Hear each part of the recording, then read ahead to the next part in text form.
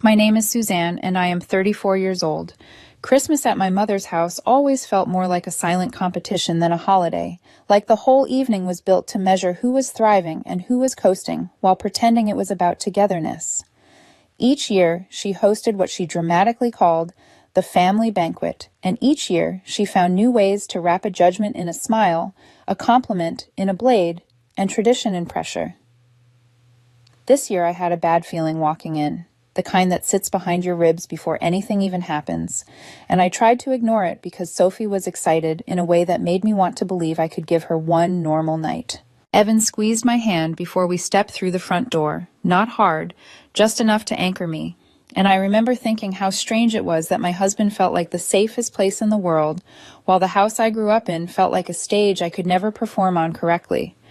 Our daughter Sophie, 9, had spent the last week rehearsing a little Christmas poem she wrote for Grandma, and she was so proud of it that she'd even made a drawing to go with it, folded carefully like it was important enough to be protected from the air.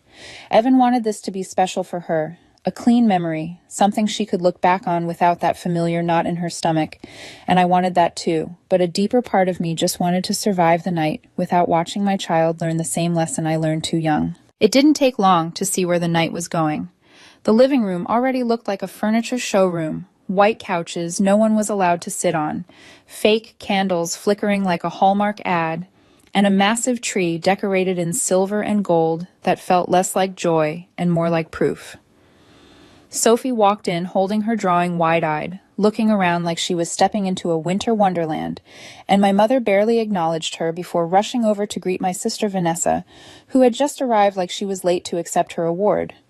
Vanessa's sons were wearing matching blazers and brought homemade chutney jars with printed labels, and my mom acted like they descended from heaven, gushing over them in that breathy voice she only used when she was proud in a way she wanted the room to witness. Sophie tried to hand over her gift anyway, quiet and hopeful, and my mother smiled without looking at it and told her to put it under the tree and save it for later. It was a small moment, the kind no one else would call cruel, but I watched Sophie's hands hesitate as she lowered the drawing, like she'd suddenly become unsure of her own offering, and I felt something hot rise in my chest, because I knew later meant never in my mother's world when it came to things that weren't impressive enough. Dinner was loud, the wine was flowing, and so were the backhanded compliments. My mother started going around the table, catching up on everyone's accomplishments, which always meant pointing out who had done what and who hadn't, and the conversation turned into a highlight reel, where Vanessa's family was always the feature and everyone else was background noise. Vanessa's kids won a robotics tournament, her husband got a big promotion, they'd booked a European cruise, and she talked about all of it like she was the one achieving it, like her children's successes were trophies she carried in her purse. I saw Sophie watching, trying to follow, trying to find a place to fit, and I wanted to tell her she didn't have to earn love with medals, but the table was full of people who believed love was something you qualified for. Then came the toast. Everyone had just gotten their second round of wine. The room had loosened in that dangerous way, and my mother stood up with a theatrical pause, like she was about to deliver a speech she'd been rehearsing in her head all day. She raised her glass and smiled, in a way that made my skin tighten. "Some grandkids earned their place at this table," she said, and then she glanced directly at Sophie and smirked. The laughter wasn't loud, and that was what made it worse. It was knowing, nods and chuckles, and little side glances like they were all in on the joke. Vanessa didn't laugh, but she smiled the way she always does when she wants to pretend she didn't hear something awful while still enjoying it. One of her sons elbowed the other, and I saw Sophie slowly look down at her plate like the food had suddenly become too heavy to face. I couldn't move. My throat went dry. I stared at my mother, waiting for her to correct herself, to soften it, to add something that would make it less pointed, and she didn't. She let it hang there like a verdict. I looked at Evan, and the expression on his face wasn't shocked. It was quiet, steady, and final, like a door closing without being slammed. He reached for his glass and tapped it once, the sound small but sharp in the silence that followed, and he said, "While some adults earn their place in our lives." It was like someone flipped a switch.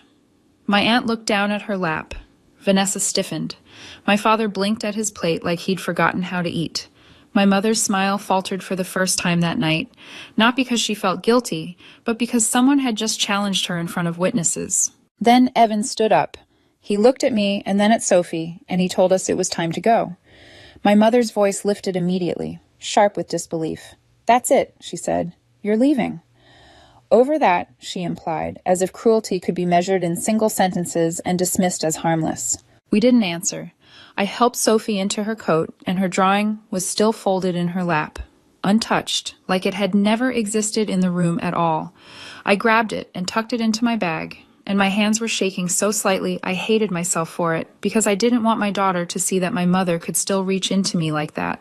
As we walked toward the door, I heard my mom mutter something under her breath about how we were always sensitive and how maybe that was why Sophie struggled, and the words were so casually cruel it almost didn't register until the sting landed.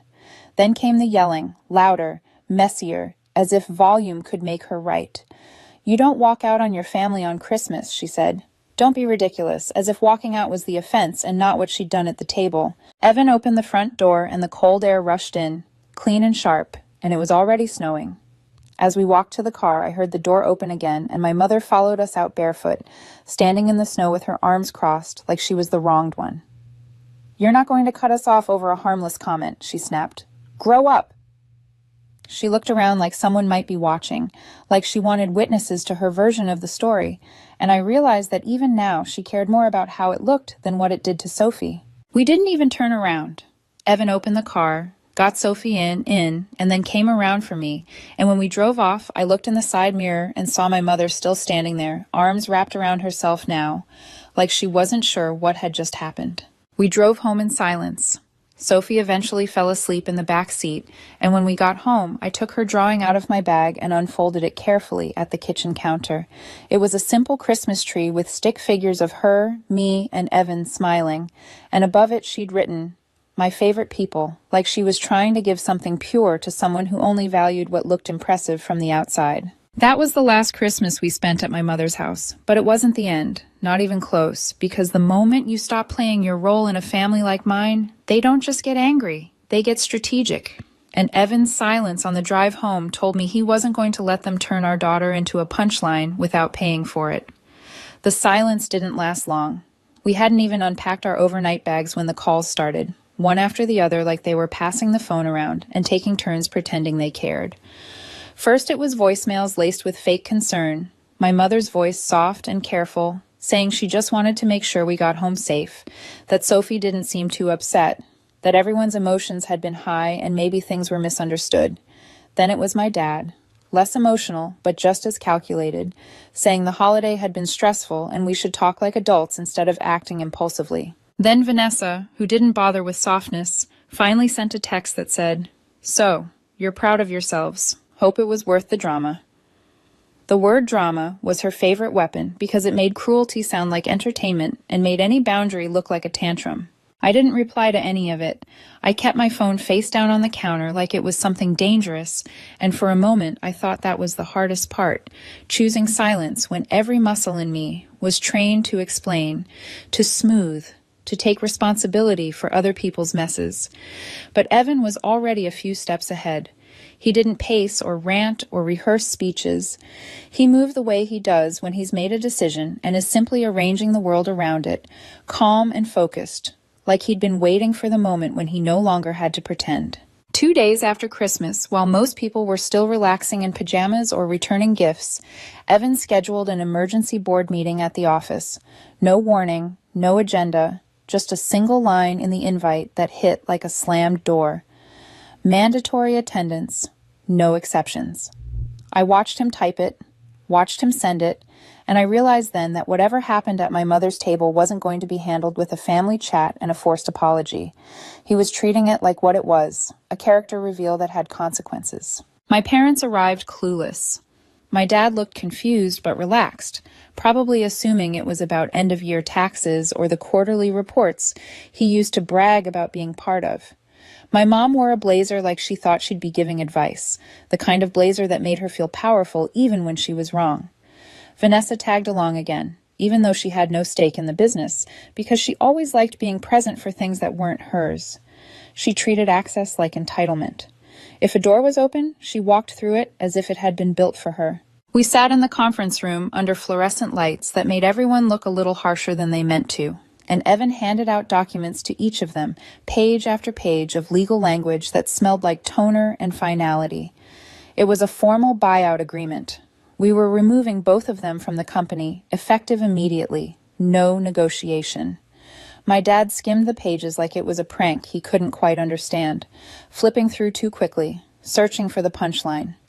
My mom didn't touch hers at all, just stared across the table at Evan with the kind of stillness that meant she was trying to control the room through silence. Evan spoke first, flat and clear, like he'd practiced saying it without any extra emotion.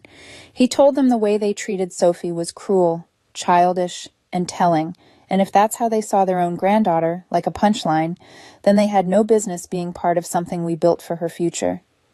The words landed heavy.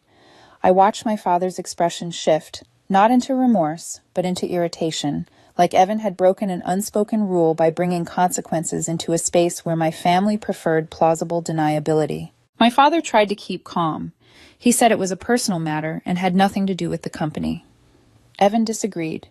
He said the business was part of our family legacy, and people who humiliate a child in front of a room full of relatives don't get to benefit from that legacy anymore. My mother finally broke her silence and asked if this was about one comment. She leaned into the idea that we were overreacting, that it was a misunderstanding, and then she had the nerve to say she didn't mean it that way, as if intention could erase impact when the impact was a 9-year-old staring at her plate trying not to cry. Evan didn't even look at her when he said, "You meant it exactly that way." That sentence changed the air in the room. My mother's jaw tightened. My father's voice rose. He questioned the legality, the ethics, the optics, whatever he could reach for that sounded smarter than guilt.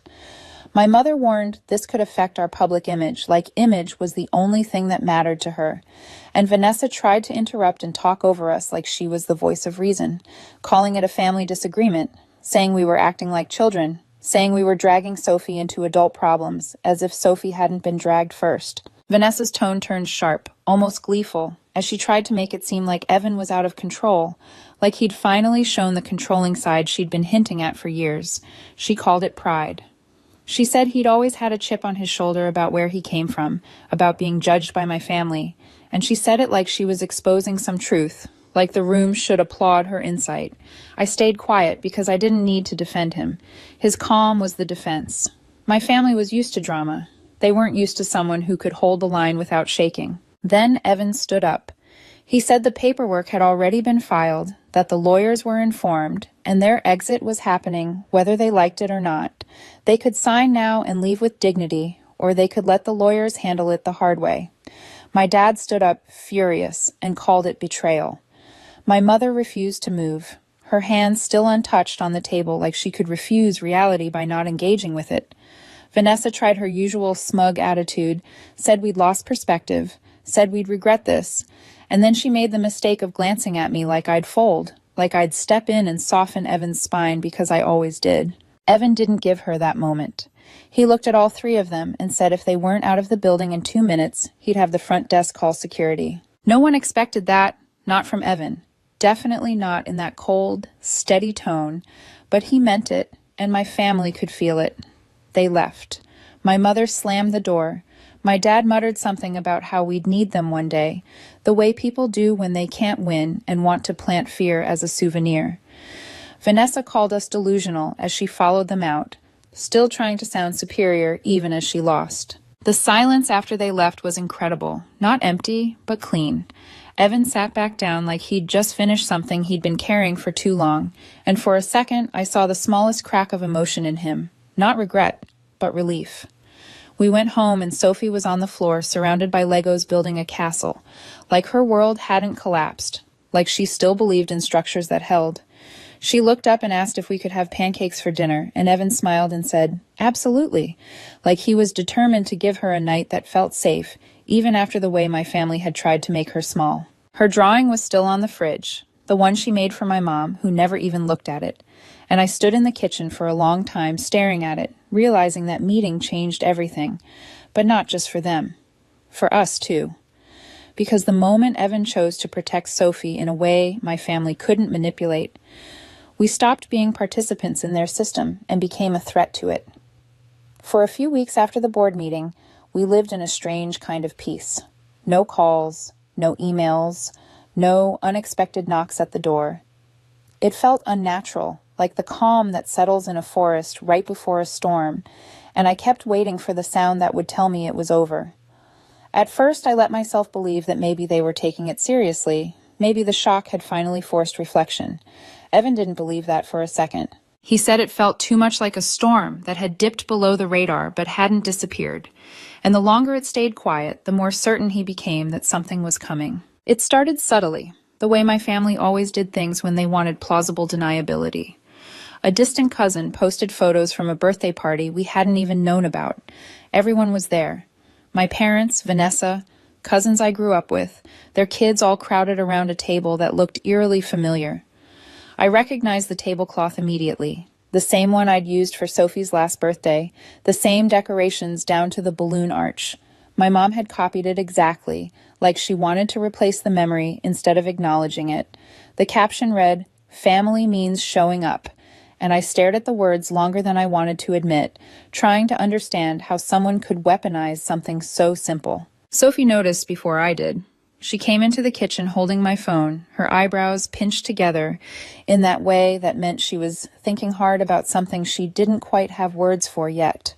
She asked if she'd done something wrong, and my chest tightened, because no child should ever have to ask that question about people who are supposed to love her.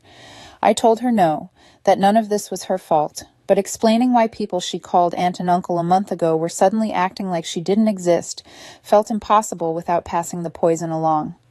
I told her sometimes adults don't know how to handle their own feelings, and she nodded like she understood more than she should have at 9. 2 weeks later, Evan's phone buzzed during dinner. He glanced at the screen, and I saw his jaw tighten in that way that meant anger had gone quiet. It was a message from an old business partner asking if it was true that Evan's father-in-law was still presenting himself as being on the board at a Rotary meeting. Apparently, my dad had started hinting to people that he was still involved in an advisory capacity, just enough to sound important, just enough to keep a foot in the story.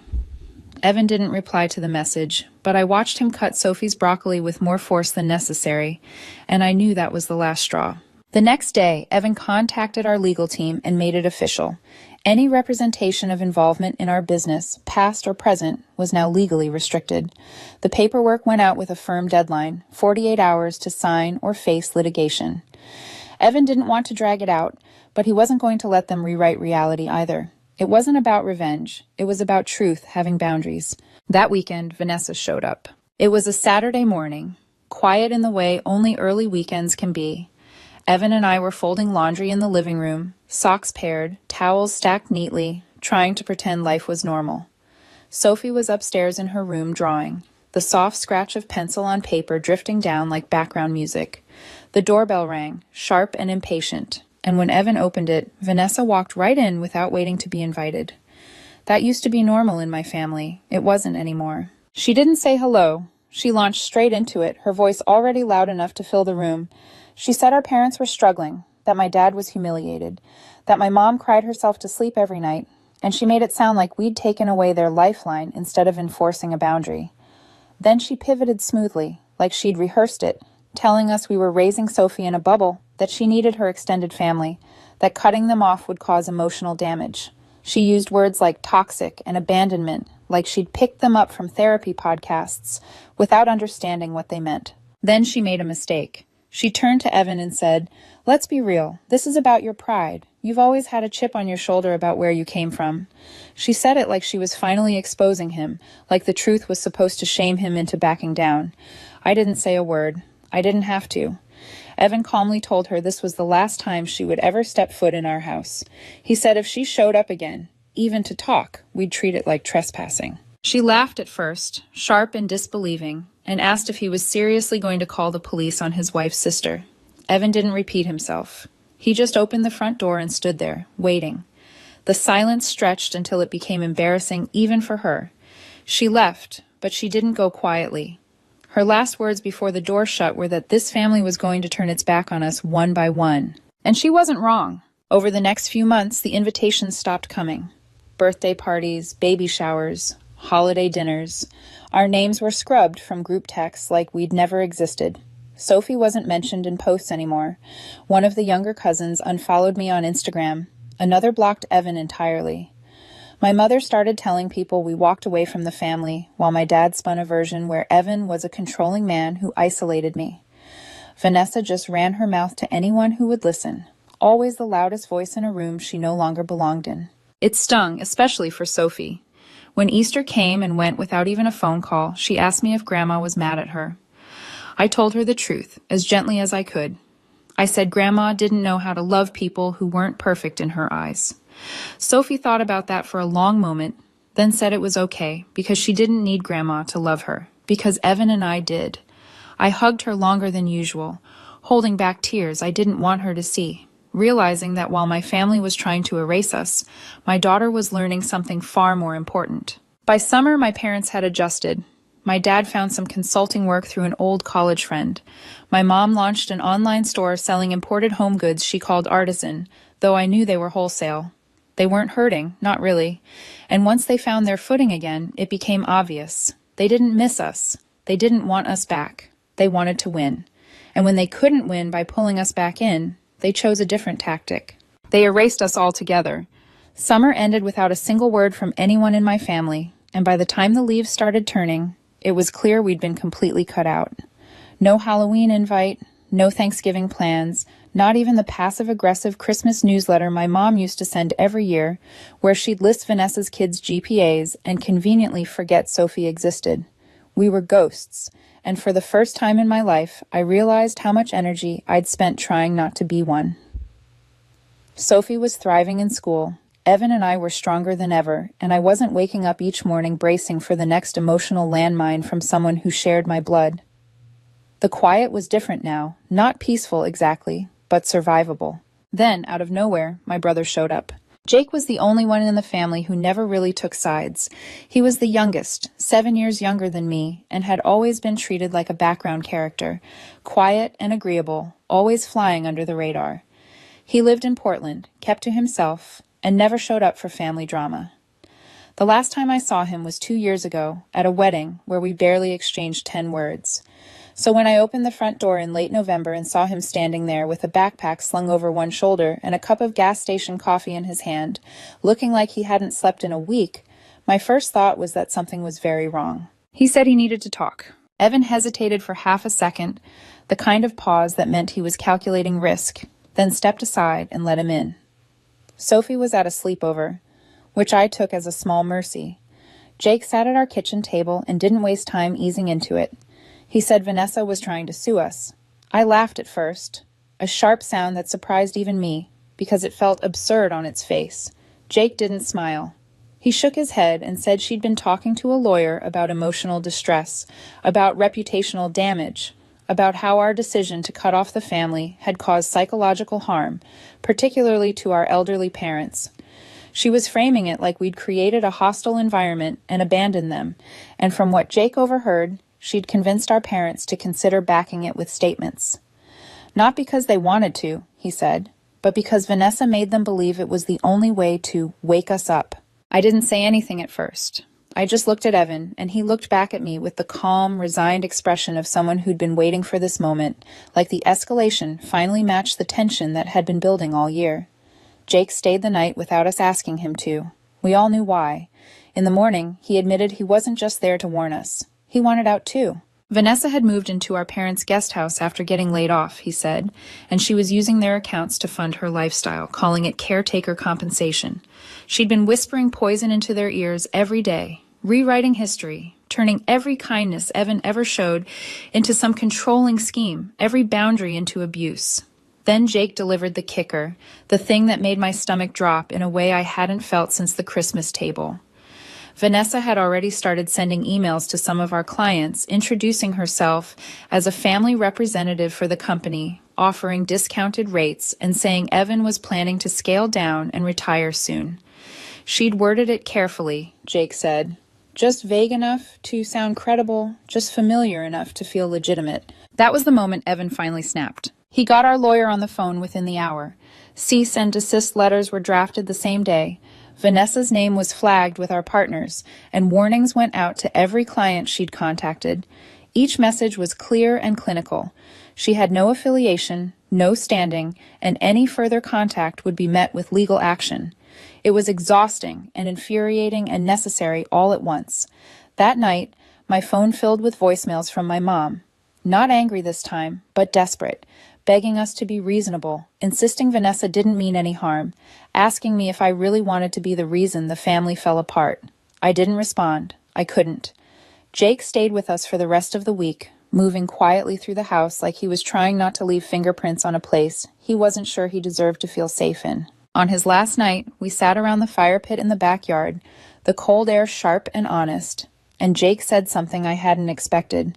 He told me he used to think I was the angry one, the dramatic one, the person always causing tension, but now he saw I was just the only one who told the truth out loud. I didn't know what to say to that. The next morning he left for a cabin he'd rented in Colorado, saying he wanted to start fresh, that he was done pretending. And with that, the last thread connecting us to my old family felt like it snapped clean. Or so I thought, because I hadn't heard from Vanessa in over a month, and that meant she wasn't finished. December came fast. No cards, no calls, no signs of Christmas.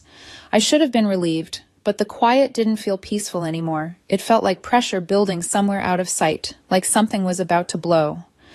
Vanessa's email silence, her social media blackout, all of it felt too strategic, too controlled. Evan knew it too, even if he didn't say it out loud. He focused on tightening the company's security, digital and legal, while I started looking into homeschooling options for Sophie, just in case we needed to disappear for a bit. Then the storm hit, and it came wearing a gown and holding a champagne flute. The invitation came through Evan's office, not the family, which somehow made it worse. A charity gala, formal, annual, the kind my mother had helped organize every December since I was a teenager, back when I still believed proximity meant belonging. Normally, we would have ignored it without a second thought, but one of Evan's biggest clients was a major sponsor this year, and the relationship mattered. Evan hesitated when he showed me the email, his thumb hovering over the screen like he was weighing whether professionalism was worth reopening a wound. In the end, we agreed to go, not for them, but because we refused to let someone else's bitterness dictate where we were allowed to stand. We walked into the ballroom like ghosts returning to haunt the living. The room glittered with chandeliers and glassware, laughter floating above string music that tried too hard to sound joyful. My mother was there in a silver gown that caught the light every time she moved, laughing too loudly at things that weren't funny, performing warmth for people who didn't know her well enough to see the calculation underneath. My father stood stiff by the bar, shoulders tight, clearly out of place without a boardroom to hide behind. And then there was Vanessa, positioned near the entrance like she wanted to be unavoidable. She wore a red dress that didn't fit her, too tight, too bold, too obviously meant to be a statement. When she saw me, her eyes sharpened, and when they landed on Evan, she smiled. It wasn't a smile, it was a warning. The kind that says, I'm not done with you yet. We didn't approach her. We didn't approach anyone we didn't need to. We spoke only to our client and his wife, kept the conversation short, polite, professional, and for a moment I almost believed we could pass through the night without incident. That illusion lasted until later, when our client gently pulled Evan aside near the bar, his voice lowered like he didn't want to be overheard. He asked about the rumors. Apparently Vanessa had been circulating, telling people Evan was stepping away from the company due to health issues, that we were planning to sell, that things were unstable, and the family was concerned. She'd said it with just enough vagueness to sound credible, the way lies do when they're designed to survive scrutiny. Evan laughed once, short and disbelieving, then corrected everything clearly, calmly, and professionally. He didn't name Vanessa. He didn't need to.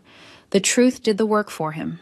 We left early, not in defeat, but because the air had turned heavy, and I didn't want to give anyone the satisfaction of watching us linger. That gala was the last one we were ever invited to, not because Evan had done anything wrong, but because my family had poisoned the room just enough to make people uncomfortable choosing sides. That was always Vanessa's gift. creating chaos and then stepping back to watch others clean it up. January arrived like a reckoning. My parents sold the house, the one where Sophie was born, the one where Evan built the deck with his own hands, the one my mother once made me promise I'd host Thanksgiving in someday. They moved into a townhouse half the size across the city, in a quiet neighborhood where no one knew their name. My dad picked up more consulting work to keep the bills paid. My mom started giving online decor tips to retirees on Facebook, reinventing herself again, pretending none of this had touched her. The business money was gone. The reputation was unraveling. Vanessa's schemes caught up with her fast. The clients she tried to poach reported her. The lawyer she bragged about ghosted her. Her last desperate move, a GoFundMe for a wronged family in crisis, was flagged and taken down within 72 hours. But none of that stopped her from trying to lecture me one last time. She showed up at my office without asking, barged past the receptionist, and told her she was my sister like that still meant something. When she found me in the hallway, her face was tight with fury, eyes bright with the kind of anger that feeds on being heard. She started talking immediately, accusing me of destroying the family, of letting Evan turn me against everyone, of raising Sophie to be cold and miserable. She called me selfish, vengeful, dramatic, and then she said the things she'd been saving like a dagger. They're still your parents, Suzanne. One day you're going to wake up and realize you ruined everything over nothing. Evan came out of his office at that exact moment. He didn't yell. He didn't even raise his voice.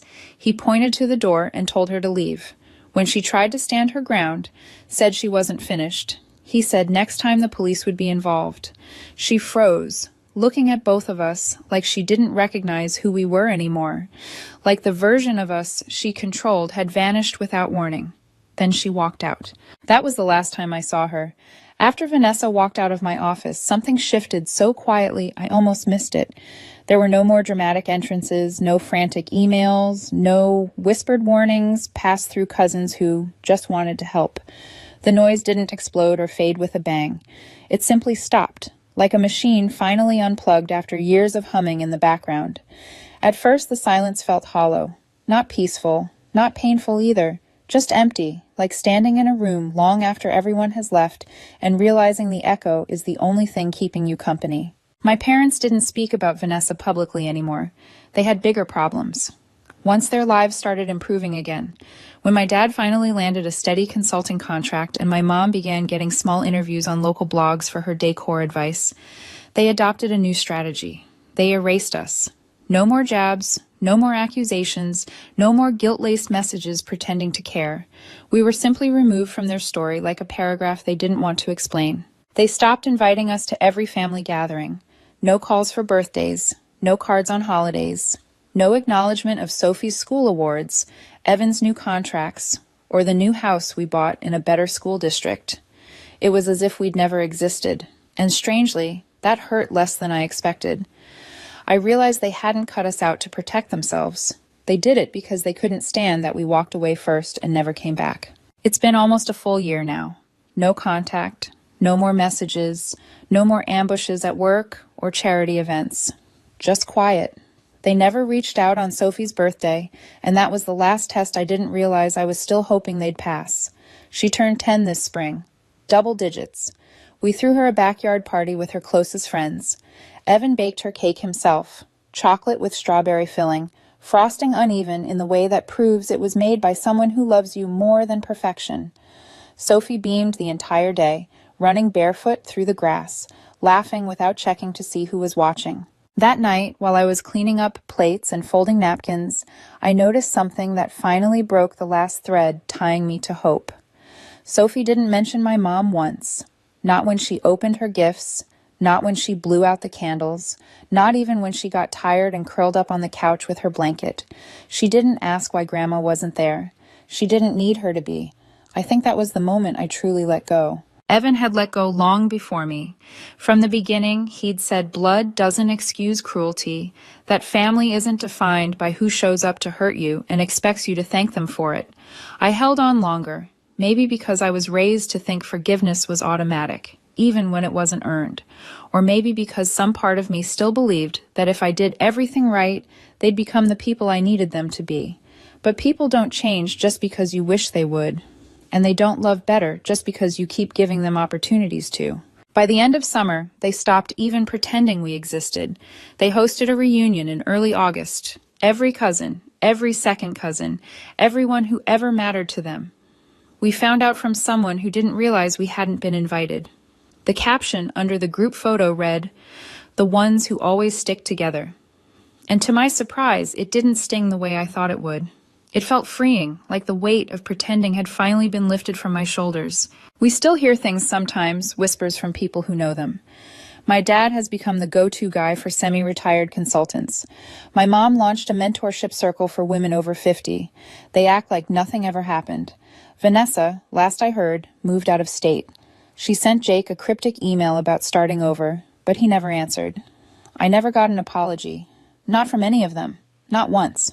But I got something better. I got peace. Our home is calm now. No tiptoeing. No walking on eggshells. No dodging barbed compliments disguised as jokes. Sophie has grown into herself without needing to perform for approval. Evan and I laugh more. We sleep better. We argue less. Not because life is perfect, but because we're no longer drained by people who believe love is conditional. I've learned that losing family doesn't always look like death or distance. Sometimes it's just finally being honest about the kind of love you never really received in the first place. They erased us from their story, so we wrote our own. And when I look at Sophie now, strong, bright, creative, unafraid, I know we didn't just walk away from something broken. We built something better.